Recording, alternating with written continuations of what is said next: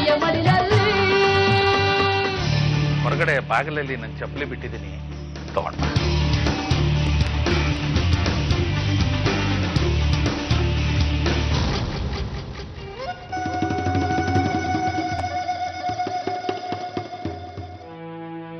ಬೀಗ್ರೆ, ಈ ಹುಡುಗಿ ನಿಮ್ಮನೆ ಕೆಲಸದೋಡ್ತಾನೆ? ಕೆಲಸದೋಡ್ತಾನೆ? ಆದ್ರೆ ಏನು ಈ ಹುಡುಗಿ ಏನಾದ್ರು ಕೆಲಸ ಹೇಳಿದ್ರೆ ಮಾಡದೆ ಮುಖ ನೋಡ್ತಾ ನಿಂತು ಬಿಡುತ್ತೆ. ನೀವೇನು ಕೆಲಸದವರಿಗೆ ಏನು ಕೆಲಸ ಹೇಳೋದೇ ಇಲ್ವೋ, ಅಥವಾ ಹೇಳದ ಕೆಲಸನ ಮಾಡೋದನ್ನು ಕಲಿಸಿಯೇ? ಏ ಹುಡುಗಿ,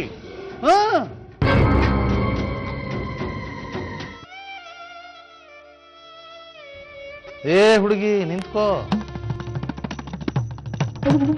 ನೀನು ಮಾಡಿದ ಈ ಚಪ್ಪಲಿ ಸೇವೆಗೆ ನಾನು ನಿನಗೆ ಏನು ಭಕ್ಷಿಸು ಕೊಡ್ಲೇ ಇಲ್ಲ ಅಂತ ನಿನಗೆ ತುಂಬಾ ಬೇಸರತಾ ಇದೆ, ತುಂಬಾ ಸಂಕಟ ಆಗುತ್ತಾ ಇದೆ ಅಲ್ವಾ?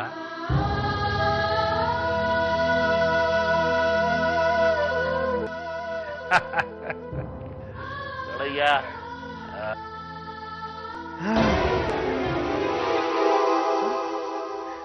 1000 ರೂಪಾಯಿ ನೋಟುಗಳು.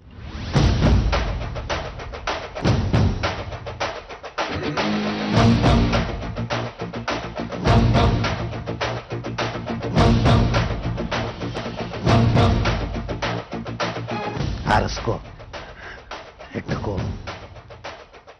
ಸಂತೋಷವಾಗಿ. ಇಡೀ ಪ್ರಪಂಚಕ್ಕೆ ಬೇಕಾದ್ರೂ ಬುದ್ಧಿ ಹೇಳ್ಬೋದು, ಆದ್ರೆ ನಿನ್ನಂತ ಮೃಗ ಮನುಷ್ಯ ಆಗ್ತಾನೆ ಅನ್ನೋ ನಂಬಿಕೆನೇ ಇಲ್ಲ. ಹೋಗು. ಬೇಟೆ ಆಟಕ್ಕೆ ಕಂಡವ್ರ ಮನೆ ಹೆಣ್ಮಕ್ಳು ಬಲಿ ಆಗ್ತಾ ಇದ್ದಾರೆ. ಖಂಡಿತ ನಿನಗೆ ಒಳ್ಳೇದಾಗೋದು ಕಣೋ ನೀಲ್ಕಂಠ. ಇದು ಕಲಿಯುಗ ಕಣೋ, ದೇವರು ಅಲ್ಲಿಗೆ ತೋರಿಸ್ಬಿಡ್ತಾನೆ. ಖಂಡಿತ ನೀನು ಒಳ್ಳೆ ಸಾವು ಬರೋದಿಲ್ಲ ಕಣೋ. ನಿಂತ್ಕೊಬಿಟ್ಟೆ, ಬೆರ್ನಾಯ್ಕೋ ಇಂತಮ್ಯ ಮತ್ತೆ ಸಿಗಲ್ದು. ಮರ್ಯಾದೆಯಿಂದ ಬದುಕ್ಬೇಕು ಅಂತ ಅನ್ಕೊಂಡಿರೋಳು ನಾನು. ಮಾನ ಮರ್ಯಾದೆ ಎಲ್ಲ ಹರಾಜ್ ಹಾಕೊಂಡು ನಿಂತಿರೋಳು ನೀನು. ಆಯ್ಕೋ. ನೀನ್ ಮನೆ ಎತ್ಕೊಟ್ಟೋಗ. ಶ್ರಾವಣಿಗಾದ ಗತಿನೇ ಮುಂದೊಂದ್ ದಿನ ನನ್ಗೂ ಬರ್ಬೋದು. ಅದಾಗ 2 ಮಾತಿಲ್ಲ ಕಣ್ಬಿಡಿ. ಹೆಂಗೂ ಕೊಟ್ಟೆ ಖಾಲಿ ಆಗೋಗ್ಬಿಟ್ಟದೆ. ನಿಮಗ್ ಬರೋ ಪಾಪ ಗಂಡ್ ಮಕ್ಳೇ ಹುಟ್ಟಿಲ್ಲ. ನನ್ನ ಗಂಡ್ಮಕ್ಳಾಗ್ಲಿಲ್ಲ ಅಂದ್ರೆ ಅದ್ ನನ್ ತಪ್ಪೇನೆ. ದೇವ್ರು ನನ್ನ ಹಣೆಲ್ ಬರ್ದಿರೋದೇ ಅಷ್ಟು, ಅದಕ್ಕೆ ನಾನೇನ್ ಮಾಡಕ್ಕಾಗುತ್ತೆ? ಈ ಮಾತನ್ನ ನೀವು ಹೇಳ್ತೀರಿ, ನಾನು ಹೇಳಿ, ಆದ್ರೆ ದೊಡ್ಡ ಯಜಮಾನ್ರು ಕೇಳ್ಬೇಕಲ್ಲ.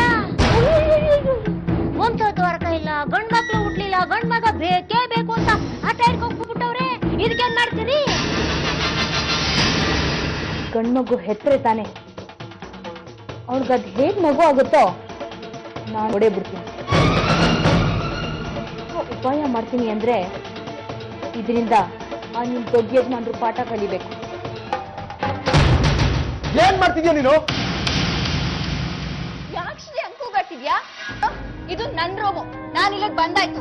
ಇಲ್ಲಿ ಏನಿದ್ರು ನಾನು ನನಗ್ ಸೇರಿರೋ ವಸ್ತುಗಳು ಮಾತ್ರ ಇರ್ಬೇಕು ಅಷ್ಟೇ. ನೀನ್ ತಲೆಗಿಲ್ಲ ಕೆಟ್ಟಿದ್ಯಾ? ತಲೆ ಕೆಟ್ಟಿರೋದು ನನಗಲ್ಲ, ನಿನಗೆ.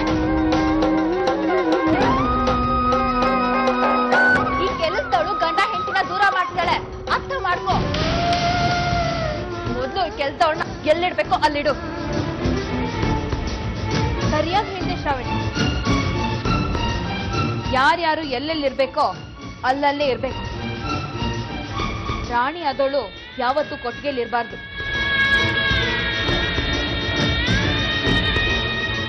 ಹಾಗೆ ದಾಸಿ ಆದವಳು ಅಂತಃಪುರದಲ್ಲೂ ಇರಬಾರ್ದು.